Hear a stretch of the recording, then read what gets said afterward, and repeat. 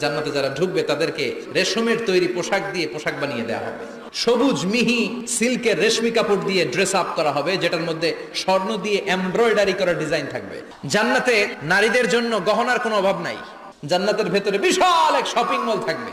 প্রতি শুক্রবারে ডানে বায়ে সামনে পেছনে সব জায়গা থেকে বনবন করে মৌমাছির মতো জান্নাতীরা ওই শপিং মলে শপিং করতে আসবে।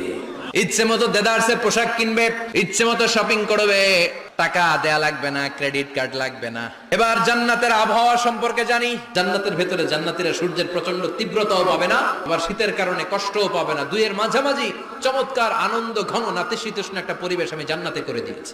পুরুষদের জন্য আল্লাহ তাআলা জান্নাতের হুরদের ব্যবস্থা করেছে। সুন্দরী, রূপবতী, সুভাষিনী, অশুভম পর্ষা, মেঘ কালো কেশ, দেখলে পাগল পাড়া হয়ে যাবে জান্নাতীরা। জান্নাতীদের কোনো দাড়ি গজাবে না। সব জান্নাতি লোকদের বয়স হবে 33, আর লম্বায় হবে